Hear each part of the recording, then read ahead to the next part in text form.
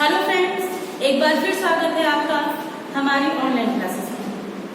कल हमारी क्लास यहीं से खत्म हुई थी, तो व्यंजन पढ़ रहे थे हम लोग और उम्मीद है कि कल जितनी क्लास हुई थी व्यंजन की उतनी आपको समझ में आ गई होगी।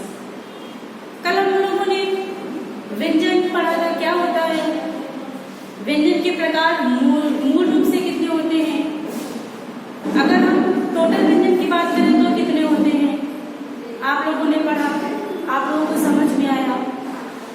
और अगर नहीं समझ में आया है तो मैंने कल भी आपसे कहा था कि आप हमें हमारे व्हाट्सएप नंबर पर मैसेज कर सकते हैं या फिर आप कमेंट कर सकते हैं। तो कल की क्लास हमारी स्पर्श व्यंजन से खत्म हुई थी और आज भी हम स्पर्श व्यंजन से शुरू करेंगे। चलिए आइए हम लोग पढ़ते हैं स्पर्श व्यंजन।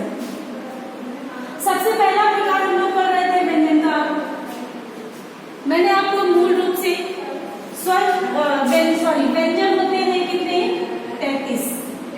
उन 33 के हिसाब से व्यंजन के 3 प्रकार बताए थे, जो कि स्पर्श व्यंजन, अंत्यस्थ व्यंजन और ऊष्म व्यंजन होते हैं। तो पहला प्रकार हमारा स्पर्श व्यंजन है। आइए हम देखते हैं स्पर्श व्यंजन क्या होता है। स्पर्श व्यंजन को पढ़ाते समय कल मैंने आपको बताया था कि स्पर्श व्यंजन वे व्यंजन होते हैं जो हमें उच्चारित करते समय, जिनको हम उच्चारित करते हैं, जिनको हम बोलते हैं, उस समय हमारे मुख विवर के साथ साथ वो हमारे कई भाग को स्पर्श करते हैं। इसको हम कहते हैं उच्चारण स्थान। जब वो एक से ज्यादा भाग को स्पर्श करते हैं और एक ही श्रेणी में सभी व्यंजन आते हैं, इसलिए हम उन्हें बोलते हैं स्पर्श व्यंजन।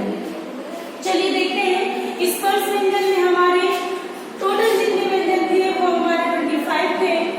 तो हम देखते हैं कि क, ख, ग, घ, अंग, च, छ, ज, झ, इया, ट, ठ, ड, ढ, अण, त, थ, द, ध, न, प, फ, ब, भ और म। तो हम पहले वर्ण को बोलेंगे प्रथम वर्ण और खा को बोलेंगे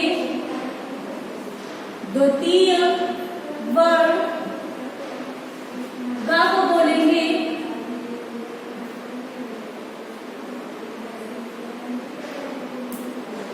तृतीय वर्ण,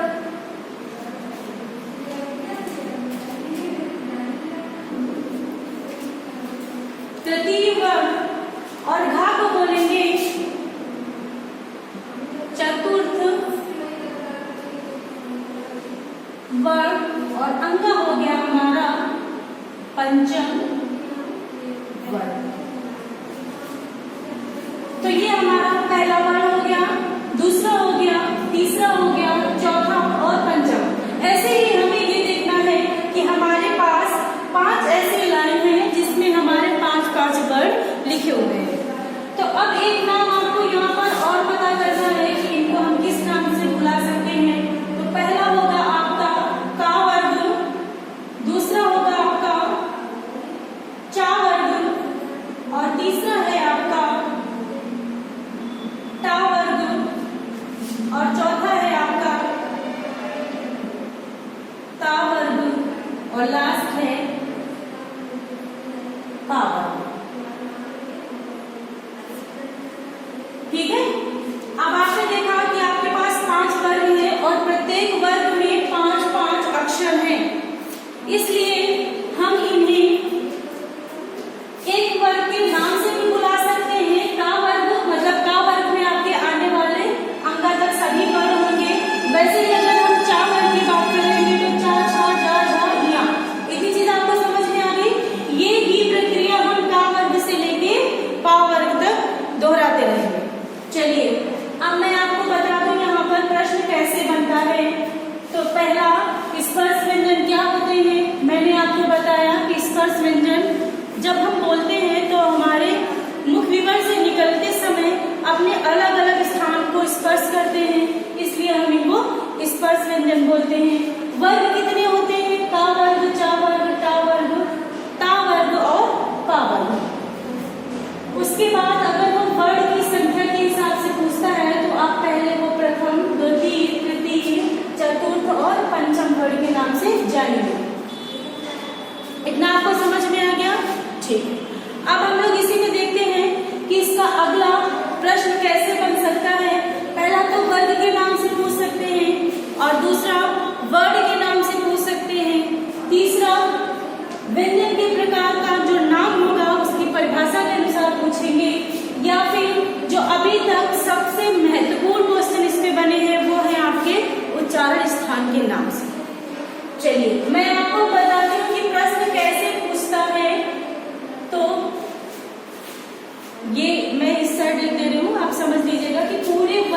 बात करेंगे, अगर हमने पूरी लाइन की बात की तो यहाँ पर जितने भी अक्षर होंगे वो सभी एक ही उच्चारण स्थान के नाम से पुकारे जाएंगे। अब यहाँ पे हमने लिख दिया उच्चारण स्थान, और आप सभी अपने अपने नोट्स अपने हिसाब से बनाइएगा, अपनी सहूलियत से बनाइएगा, जैसे आपको पढ़ने में समझ आए। तो आपका सबसे महत्वपूर्ण है कि का वर्ग का उच्चारण स्थान क्या होता है। तो का वर्ग का उच्चारण स्थान होता है कंठ। क्या होता है? कंठ। फिर इन्होंने पूछा कि चा वर्ग का उच्चारण स्थान क्या होगा। तो चा वर्ग का उच्चारण स्थान होगा तालु। बिल्कुल वैसे ही हम टा वर्ग पे आते हैं तो इसका उच्चारण स्थान होगा मूर्धा। ता वर्ग की बात करें तो उच्चारण स्थान दंत होगा। पा वर्ग की बात करें तो उच्चारण स्थान ओष्ठ होगा। ये आपके 5 वर्ग हो गए। आपका प्रत्येक एक वर्ण उनकी लाइन पे लिखा हुआ है और आपके ये उच्चारण स्थान जो कि पूरे के पूरे 5 है। लाइन के सामने लिखा हुआ उच्चारण स्थान अपनी पूरी लाइन को कवर करता है। मतलब कि अगर हमने चा वर्ग की बात कर ली तो वो तालु से बोला जाएगा, टा वर्ग की बात कर ली तो मूर्धा से बोला जाएगा, ता वर्ग की बात करें तो वो दंत से होगा और पा वर्ग आपका ओष्ठ से होगा। इसको नोट कर लीजिए, आप लोग कुछ भी छोड़ ले लीजिए।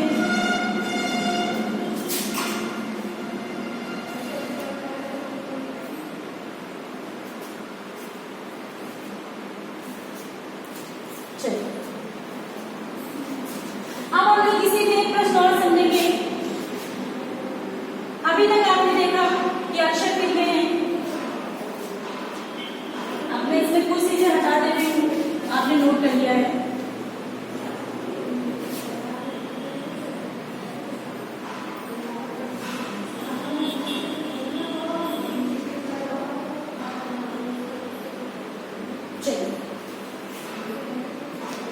आपने देखा कि स्थान उच्चारण स्थान कौन सा है और वर्ण कौन सा है। अब हम आपको बताएंगे कि हमारे प्रत्येक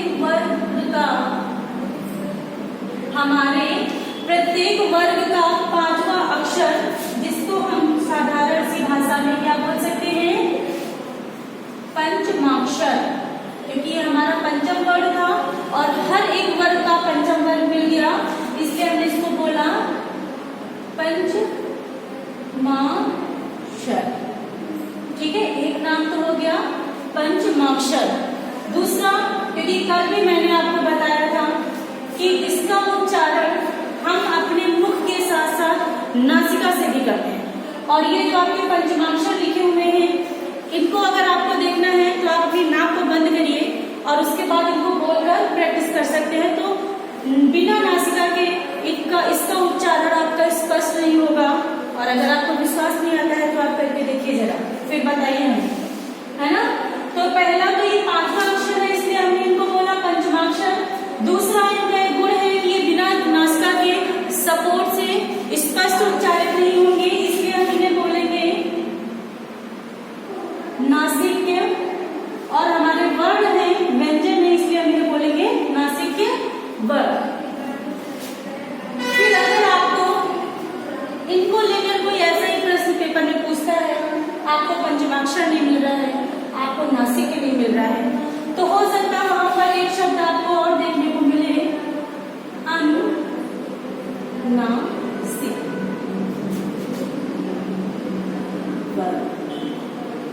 समझ में आ गया आप लोगों को।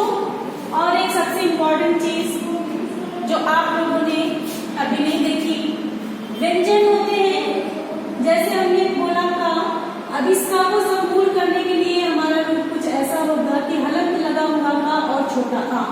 इसलिए जब आप व्यंजन पढ़ेंगे, क्योंकि हमने स्वर पहले पढ़ लिए, अभी हम पढ़ रहे हैं क्या, व्यंजन, तो हर एक व्यंजन के नीचे आपको हलंत लगानी जरूरी है। यदि आप इसमें हलंत नहीं लगाएंगे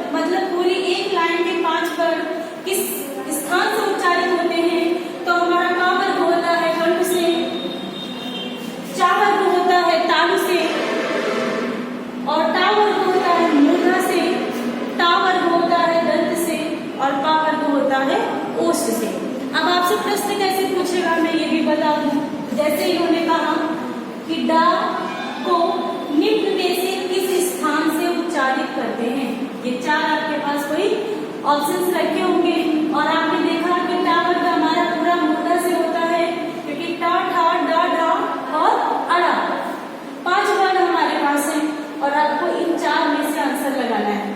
या फिर कोई आपको 3 दे देता है वर्ड और बोलता है कि निम्न में से ऐसा कौन सा वर्ड है जो इनसे उच्चारित नहीं होता है। तो इस तरीके से आपको प्रश्न आपकी परीक्षा में देखने के लिए मिल सकता है और उम्मीद है कि आपको स्पर्श व्यंजन समझ में आ गए होंगे, क्योंकि अभी तक स्पर्श व्यंजन से जितने भी प्रश्न बनते हैं वो मैंने अपनी कक्षा में कवर किए हैं। इसके बाद भी अगर आपको कभी कोई ऐसा प्रश्न मिलता है जिसमें आपको कंफ्यूजन होता है या आपको प्रैक्टिस सेट सॉल्व करते हैं, उसमें आपको कोई नया प्रश्न देखने को मिलता है, तो आप हमें कमेंट करिएगा, हमें कॉल भी कर सकते हैं, मैसेज भी कर सकते हैं, अपने डाउट्स को आप क्लियर कर सकते हैं। अब आप इसे नोट कर लीजिए, स्क्रीनशॉट ले लीजिए।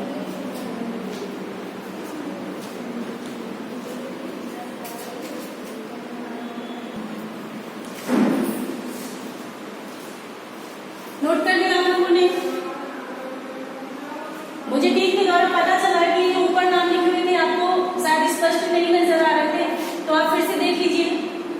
पहला नाम इनका होगा पंचमाक्षर, दूसरा नासिक्य और तीसरा अनुनासिक, और ये सभी हमारे व्यंजन हैं, तो इसके सामने आप या व्यंजन या फिर वर्ड लिख सकते हैं। ठीक है, अभी क्लियर हो गया? चलिए, ये समझ में आ गया आपको? अब हम लोग देखते हैं व्यंजन का दूसरा प्रकार। पहला प्रकार हमने पढ़ा और दूसरा हमने देखा था कि हमारा दूसरा प्रकार था ऊष्म व्यंजन। क्या नाम था? ऊष्म व्यंजन। मैं आपको बता दूं, इसका एक दूसरा भी नाम है जिसको कहते हैं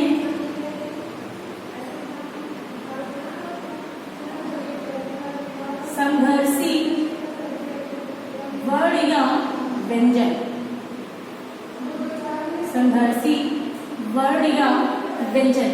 संख्या मैंने कल आपको बताई थी कि उस व्यंजन की संख्या 4 होती है, शा, सा, सा और हा। तो चलिए लिख के देख लेते हैं हम लोग। पहले नंबर पर है आपका शा और दूसरे नंबर पर है आपका सा और तीसरा आपका व्यंजन है सा और लास्ट है आपका हा। दूसरा प्रकार हमारा उस व्यंजन है। उस व्यंजन को हम संघर्षी व्यंजन भी कहते हैं। संख्या कितनी होती है? 4। सीधे 3 लिखिएगा, शा, शा, सा और हा। चलिए इसको नोट कर लीजिए। इसमें कुछ ऐसा खास प्रश्न बनता नहीं है जो आपको बहुत घुमाने वाला हो। सीधा सा इसमें देखिए 2 प्रकार के प्रश्न बन सकते हैं। जहां आपको 3 से ज्यादा संख्या मिलती है किसी उत्तर के रूप में, वहां आपके नकारात्मक प्रश्न ज्यादा बन सकते हैं। आपने देखा होगा कुछ टाइम से कुछ ऐसे एग्जाम हो रहे हैं जिसमें हम है ऐसे नाम पूछने की निम्न में से नहीं है। अब जैसे मैंने इससे पूछा कि शाह जो है ये ऐसा कौन सा व्यंजन है जो किसी श्रेणी से बाहर है, या हमने एक बाहर का रख दिया, ग रख दिया और हमने पूछा निम्न में से एक ऐसा वर्ण बताइए जो संघर्षी व्यंजन की श्रेणी में नहीं आता। तो प्रश्न का आप तरीका समझ गए होंगे। मैं आपको पहले भी यही बता रही हूँ कि मेरी क्लास से आपका कोई भी प्रश्न बाहर नहीं जाएगा। अभी तक जितने प्रकार के प्रश्न बने हैं या आगे बन सकते हैं वो मैंने आपको अपने वीडियो में बताया है। पढ़ना आपको है, समझना आपको है, वहां पेपर में कैसे आता है वो भी आप ही को समझना है। बाकी क्लास में जैसे पेपर है, जितना भी कॉन्सेप्ट में मैं बता रही हूँ उसको पढ़ते चलिए। उसके बाहर आपका कोई प्रश्न नहीं आना है। वो बात और है कि प्रश्न इसी कॉन्सेप्ट से रखा हो और आप उसको समझना पड़े। ठीक है, तो ये आपका हो गया दूसरा प्रकार। अब हम लोग पढ़ते हैं यहीं पर व्यंजन का तीसरा प्रकार जिसका नाम है अंत्यस्थ व्यंजन।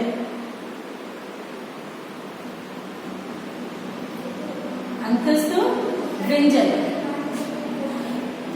अब जरा एक बार आप ये भी सुन लीजिए। वैसे पूछते नहीं है कि संघर्षी व्यंजन क्यों कहते हैं या ये उस व्यंजन क्यों कहते हैं। तो मैंने बताया कि जब हमारी श्वास हमारे मुख से निकलने के लिए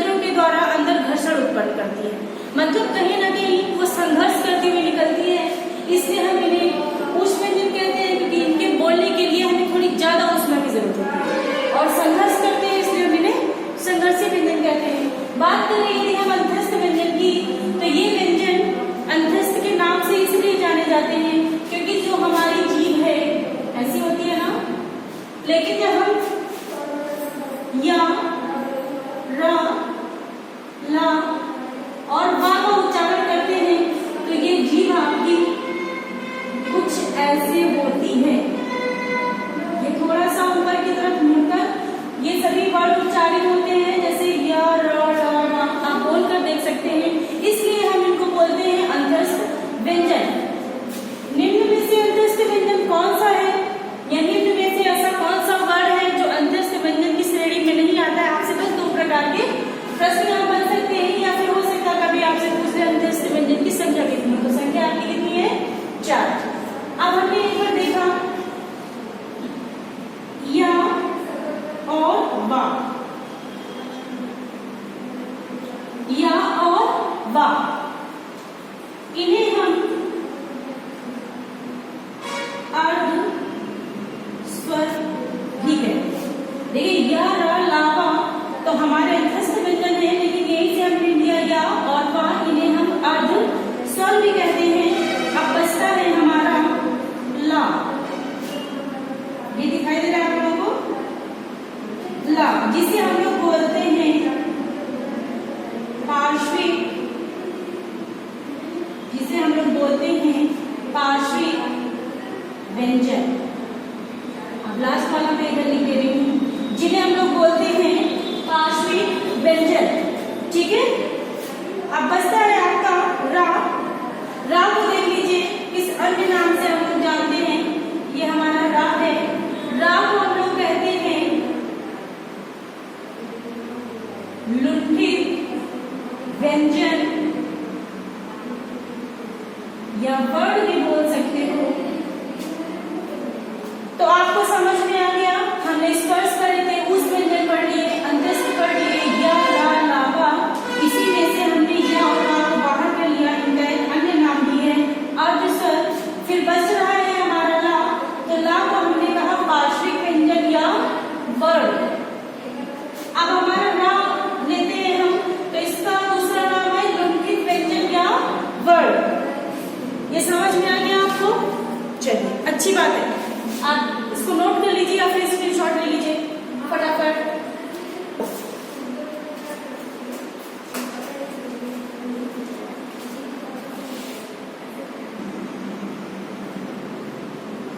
चलिए, नोट कर लिया आप लोगों ने? 4 प्रकार हमने पढ़ लिए हैं। आपका पहला स्पर्श व्यंजन, ऊष्म व्यंजन, अंतस्थ व्यंजन, और अगला प्रकार है आपका द्विगुण व्यंजन।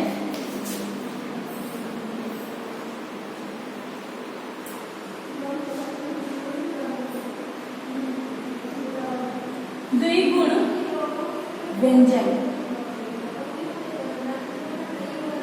अब आप लोग सोच रहे होंगे कि ऐसे कौन से व्यंजन हैं जिनका नाम द्विगुण है या फिर द्विगुण व्यंजन है, तो इनका नाम द्विगुण क्यों पड़ा? तो नाम के हिसाब से तो हमें लग रहा है कि इनके कुछ 2 गुण होने चाहिए, उस हिसाब से इनका द्विगुण नाम पड़ा हुआ है। जैसा कि आप जानते हैं हमारे नाम का असर भी हमारे ऊपर बहुत होता है ना? जैसा नाम रखते हैं कहीं ना कहीं आगे चलकर वैसा ही हमारा काम भी होने लगता है, तो इनका नाम भी कुछ इसी हिसाब से रखा गया होगा। तो आइए देखते हैं कि द्विगुण व्यंजन क्या होते हैं। तो द्विगुण व्यंजन होते हैं अड़ा और ढा। कितने होते हैं? 2 ही होते हैं, आपका अड़ा और ढा। तो इसका एक नाम और है जो कि है उचित व्यंजन। क्या नाम है? उचित व्यंजन। उचित व्यंजन वो भी अड़ा और ढा है, द्विगुण व्यंजन वो भी आपका अड़ा और ढा है। तो द्विगुण के हिसाब से देखते हैं जरा, आपने टा, ठा, डा, ढा और अड़ा ये वाली लाइन पढ़ रखी है। हाँ जी, ये आपका टा वर्ग ही है, पहचान लीजिए भाई, जल्दी मत भूलिए, है ना? टा, ठा, डा, ढा। अब अगर हम इनको यहाँ से मैच करें तो क्या कुछ इनका मिल रहा है? मिल रहा है। अगर हम यहाँ की एक लेकिन इनका हम स्वरूप वापस करें, है ना। तो देखिए आपको कुछ फर्क लग रहा है कि हमने 25वें पेड़ को गिन रखा है, अभी हमारे एक डॉट की वजह से थोड़ा सा अलग हो गया, इनका रूप थोड़ा अलग हो गया, है ना। जैसे हमने पढ़ाया आपको हमारा थोड़ा रूप अलग हो गया, कोई और टीचर पढ़ाएगा तो उसका अलग हो गया, तो वैसे ही थोड़ा सा रूप इनका अलग हो गया, इनका नाम भी बदल गया, द्विगुण व्यंजन। द्विगुण व्यंजन हो गया तो इनके कुछ गुण भी अलग होंगे, है ना। अब मैं आपको बता दूं, ये वाला आप लोगों ने शायद देखा हो